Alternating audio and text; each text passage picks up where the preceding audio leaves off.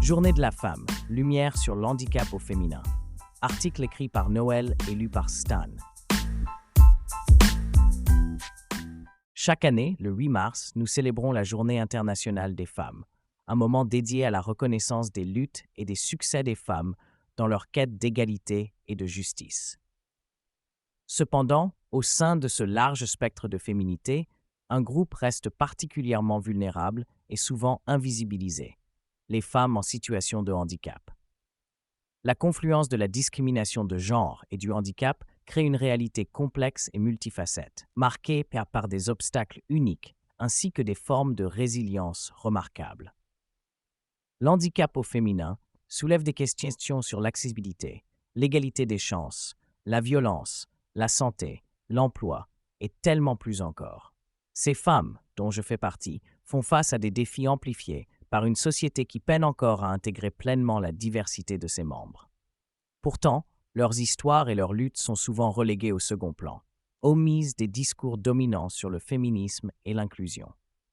Je souhaite, à travers cet article, partager leurs forces, leur détermination et leurs contributions inestimables à la société, et mettre en lumière les changements nécessaires pour construire un avenir plus inclusif. Journée de la femme, lumière sur l'handicap au féminin. Les femmes en situation de handicap font face à une multitude de défis qui sont souvent exacerbés par leur genre. Cette réalité englobe divers aspects de la vie, allant de l'accès à l'éducation et à l'emploi jusqu'à la participation sociale et l'obtention de soins de santé adaptés. La combinaison du handicap et du genre rend ces femmes particulièrement vulnérables à la discrimination, à l'exclusion et, dans de nombreux cas, à une invisibilité sociale et institutionnelle. L'éducation est un domaine où l'inégalité entre les genres, aggravée par le handicap, est particulièrement évidente. Les filles et les femmes en situation de handicap sont souvent confrontées à des obstacles majeurs pour accéder à une éducation de qualité, voire à une éducation tout court. Ces obstacles peuvent inclure des infrastructures non adaptées, un manque de matériel pédagogique accessible, ainsi que des préjugés et des attentes limitées de la part du personnel enseignant et de la société en général. En conséquence, leur taux de scolarisation reste significativement inférieur à celui de leurs homologues masculins en situation de handicap et des femmes sans handicap. La situation n'est guère plus réjouissante dans le monde du travail, où ces femmes se heurtent à un double plafond de verre, lié à leur genre et à leur handicap. Leur taux d'emploi est nettement inférieur à celui des hommes dans une même situation de handicap et des femmes sans handicap, reflétant une discrimination persistante à l'embauche, ainsi qu'un manque d'accommodement raisonnable et de soutien sur le lieu de travail. De plus, lorsqu'elles parviennent à obtenir un emploi, elles sont souvent cantonnées à des postes précaires, moins rémunérés et à faible responsabilité. Dans leur santé et leur bien-être, elles rencontrent également des difficultés spécifiques, comme l'accès à des soins de santé adaptés et sensibles à la fois au genre et au handicap. Leurs besoins particuliers, notamment en matière de santé sexuelle et reproductive, sont souvent négligés, ce qui met leur santé et leur vie en danger. De plus, elles sont plus susceptibles d'être victimes de violences physiques, sexuelles et psychologiques, exacerbant leur vulnérabilité. Sur le plan social, elles sont bien souvent confrontées à un isolement accru, résultant de barrières physiques, communicationnelles et attitudinales. Leur participation à la vie culturelle, aux loisirs, au sport et à la vie associative est souvent limitée, non seulement par des obstacles matériels, mais aussi par le manque de reconnaissance de leur droit à participer pleinement à la société. La réalité du handicap au féminin est marquée par une série de défis qui reflètent une invisibilité et une marginalisation systémique. Pour inverser cette tendance, il est important de reconnaître et d'adresser spécifiquement les intersections entre genre et handicap dans toutes les politiques et initiatives visant l'inclusion et l'égalité. En France, le droit à l'éducation pour tous les enfants, y compris ceux en situation de handicap, est une priorité nationale, inscrite dans la loi.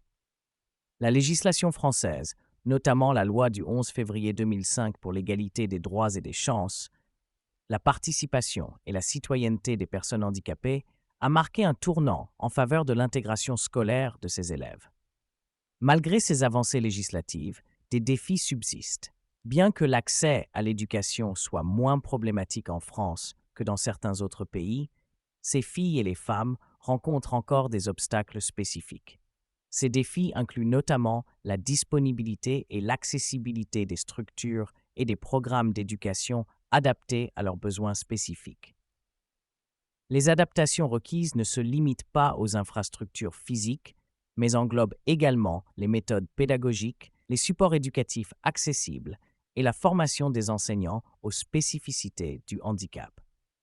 Dans notre pays, l'inclusion scolaire a certes progressé, mais la mise en œuvre concrète de pratiques inclusives varie selon les établissements et les régions.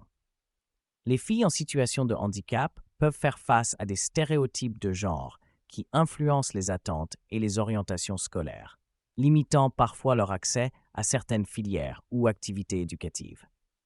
De plus, les problématiques liées à l'intersectionnalité du genre et du handicap ne sont pas toujours pleinement prises en compte dans les stratégies d'inclusion, ce qui mène à des situations où les besoins spécifiques des filles ne sont pas entièrement adressés. La sensibilisation et la formation continue des professionnels de l'éducation, ainsi que la promotion de pratiques pédagogiques inclusives et adaptées, doivent être mises en place pour garantir que les filles en situation de handicap bénéficient pleinement de leurs droits à l'éducation. Il faut aussi encourager leur participation dans la prise de décision concernant leur parcours éducatif, afin de s'assurer que leur voix soit entendue et leurs besoins spécifiques bien pris en compte. En dépit des défis, de nombreuses filles et femmes en situation de handicap continuent de faire des avancées dans leur parcours éducatif, grâce à leur résilience, au soutien de leur famille et à l'engagement de certains enseignants et des institutions qui œuvrent pour une éducation plus inclusive. La poursuite de ces efforts est essentielle pour construire une société où chaque individu, quelles que soient ses capacités et son genre, peut réaliser pleinement son potentiel. Des écoles ont été reconnues pour leurs efforts d'inclusion, en adaptant leurs infrastructures et en formant leur personnel à accueillir des élèves en situation de handicap. Par exemple, certaines écoles ont mis en place des unités localisées pour l'inclusion scolaire, ULIS, qui permettent une prise en charge éducative adaptée au sein même des établissements scolaires traditionnels. Des associations, comme l'Association des paralysés de France, APF, travaillent à la production de matériel pédagogique adapté aux différents types de handicap, y compris des livres en braille pour les élèves malvoyants ou des supports numériques interactifs pour les élèves ayant des difficultés motrices.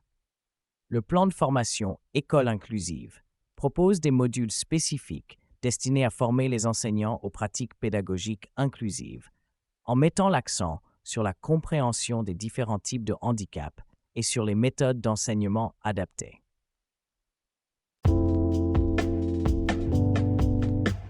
Les stéréotypes de genre influençant les orientations scolaires. Certaines jeunes filles en situation de handicap peuvent être encouragées, voire orientées, vers des filières éducatives ou professionnelles traditionnellement perçues comme plus adaptées ou accessibles pour elles, en raison de stéréotypes de genre. Par exemple, elles peuvent être poussées vers des secteurs comme les services à la personne, l'assistance sociale ou les métiers de l'éducation, plutôt que vers des filières scientifiques, technologiques ou d'ingénierie où elles sont sous-représentées.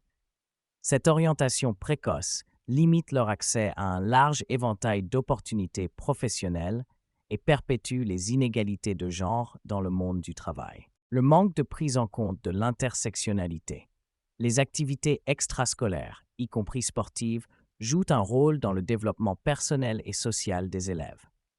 Cependant, les filles en situation de handicap peuvent se voir exclues de ces activités en raison d'un manque d'installation adaptée ou de la perception que certaines activités seraient moins appropriées pour elles. Ce manque d'inclusion peut affecter leur bien-être et leur sentiment d'appartenance à la communauté scolaire.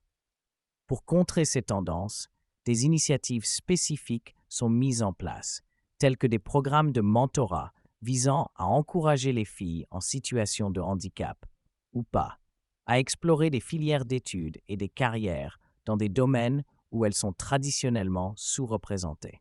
Des femmes professionnelles en situation de handicap ou travaillant dans des secteurs tels que les STEM, sciences, technologies, ingénierie et mathématiques, pourraient servir de modèle.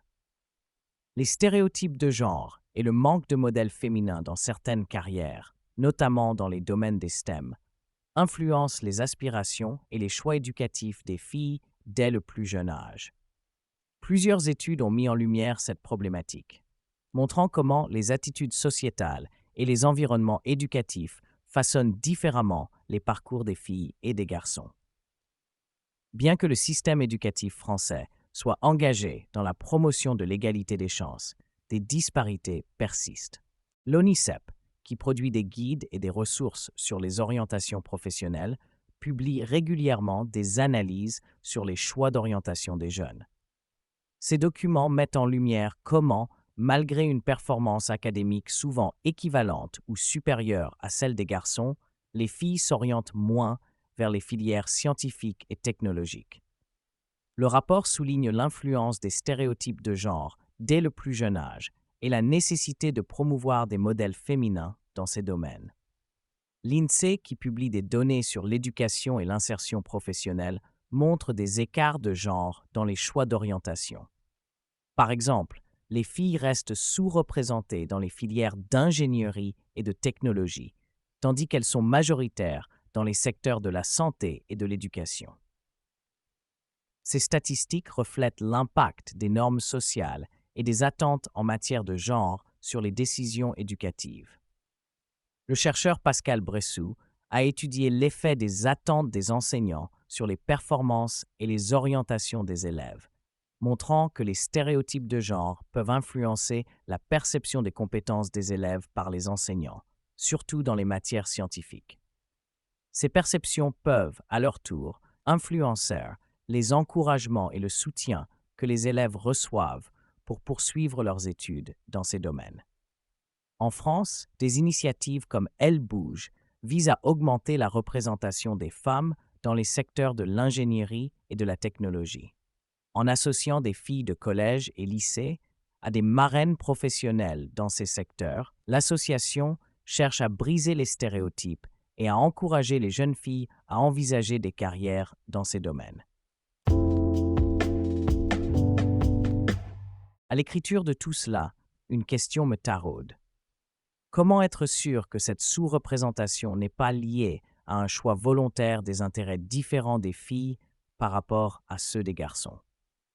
Plusieurs facteurs entrent en jeu. Les choix de carrière et d'éducation sont influencés par une combinaison de préférences personnelles, de contextes sociaux, de stéréotypes de genre, d'exposition à des modèles et de soutien institutionnel. Influence des stéréotypes de genre et de l'environnement social. Dès le plus jeune âge, les enfants sont exposés à des stéréotypes de genre qui peuvent influencer leurs intérêts et leurs choix. Les jouets, les médias et même les attentes des parents et des enseignants peuvent inconsciemment orienter les filles et les garçons vers des intérêts considérés comme appropriés pour leur genre. Ces stéréotypes peuvent limiter l'exposition des filles à certains domaines et donc influencer leurs choix futurs. La présence de modèles féminins dans des domaines spécifiques peut avoir un impact significatif sur les intérêts et les aspirations des filles. Le manque de visibilité des femmes dans certaines carrières peut donc conduire les filles à croire que ces domaines ne sont pas pour elles, réduisant leur intérêt à explorer ces options. L'encouragement des parents, des enseignants et des mentors joue un rôle dans le développement des intérêts et des choix de carrière des jeunes. Les filles qui reçoivent des encouragements à poursuivre des études et des carrières dans des secteurs comme les STEM sont plus susceptibles de développer un intérêt pour ces domaines. L'exposition à des activités et des domaines spécifiques peut influencer les intérêts des enfants et des adolescents. Les programmes éducatifs qui offrent une expérience pratique et positive dès le plus jeune âge, peuvent aider à susciter l'intérêt des filles. Des études ont exploré les différences de préférence entre les genres, suggérant que les femmes peuvent, en moyenne, privilégier des carrières impliquant des interactions sociales ou le soin aux autres, tandis que les hommes peuvent être plus attirés par des domaines axés sur les objets ou les systèmes. Cependant, ces tendances générales ne s'appliquent pas à tous les individus et les choix sont profondément influencés par les facteurs sociaux et culturels. Donc, pour répondre à ma question, bien que les intérêts personnels jouent un rôle dans les choix éducatifs et professionnels, ces intérêts ne se développent pas dans le vide. Ils sont façonnés par une multitude de facteurs externes, comme les attentes sociales, l'exposition à des domaines spécifiques, les encouragements reçus et la présence de modèles. Ainsi, pour comprendre la sous-représentation des filles dans certains domaines, il faut à la fois examiner les préférences personnelles et les influences extérieures qui peuvent orienter ou limiter ces choix. Les programmes de mentorat et les bourses spécifiques. Ces initiatives visent à briser les barrières systémiques et à combattre les stéréotypes de genre qui découragent souvent les filles de s'engager dans ces domaines. Le programme de mentorat a pour objectif de créer des liens entre les jeunes filles intéressées par les STEM et des professionnels expérimentés dans ces domaines. Ces programmes offrent un soutien, des conseils et une inspiration, montrant aux participantes qu'une carrière réussie dans les STEM est non seulement possible, mais aussi enrichissante. L'objectif des bourses spécifiques, vous l'avez deviné, consiste à fournir un soutien financier aux jeunes filles qui choisissent de poursuivre des études supérieures dans le domaine des STEM. Ces bourses visent à réduire les barrières économiques qui peuvent empêcher les filles de poursuivre leur passion. L'impact de ces programmes est triple. En effet, en offrant un soutien ciblé, ils contribuent à augmenter le nombre de femmes poursuivant et réussissant dans les domaines où elles sont peu représentées. Les stéréotypes de genre sont alors progressivement démantelés, changeant la perception de ce qui est possible pour les filles. Les bénéficiaires de ces programmes deviennent des modèles pour les générations futures, inspirant plus de jeunes filles à suivre leurs pas. En offrant un soutien, des ressources et des modèles, ces initiatives peuvent avoir un impact sur l'égalité des genres. Je pense que le problème de fond n'est pas d'inciter les jeunes femmes à poursuivre une telle filière, mais à éduquer les hommes sur le fait que des femmes suivent ces filières. En effet, tandis que les programmes de mentorat et les bourses visent à encourager et soutenir les jeunes femmes dans leur parcours STEM, il est tout aussi important de travailler sur la culture et l'environnement au sein de ces domaines pour s'assurer qu'ils sont accueillants et inclusifs pour tous. L'éducation des hommes et la modification des normes culturelles au sein de ces filières sont les composantes pour créer un changement durable. Comment? 1. En sensibilisant et en éduquant sur l'égalité des genres. 2.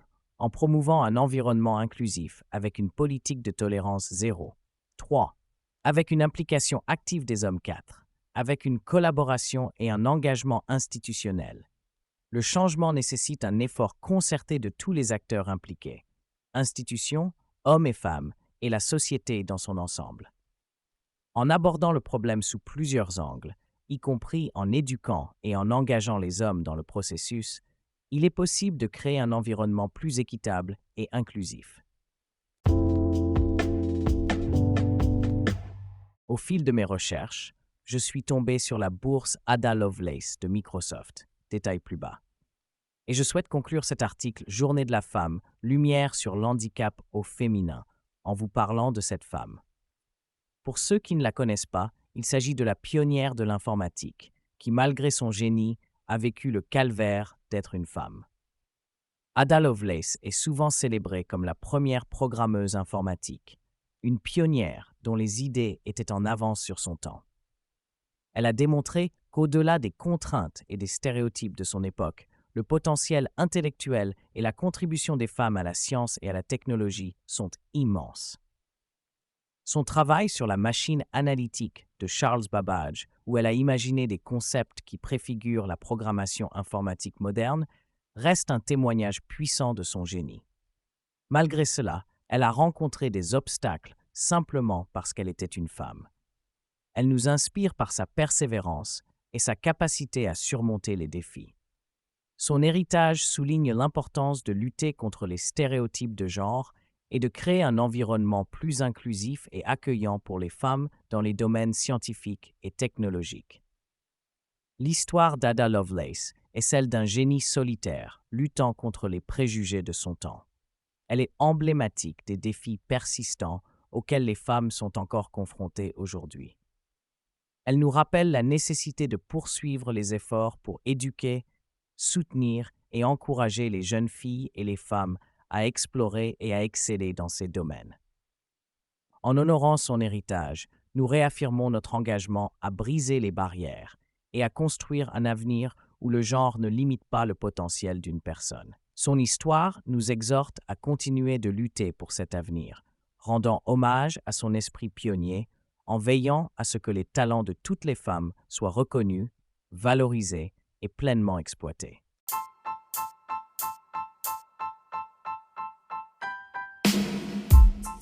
Merci et n'oubliez pas que vous pouvez retrouver cet article en version écrite sur le blog atypicworld.com ainsi que tous les liens et ressources qui y sont mentionnés. Je vous dis à très bientôt sur atypicworld.com. Bye.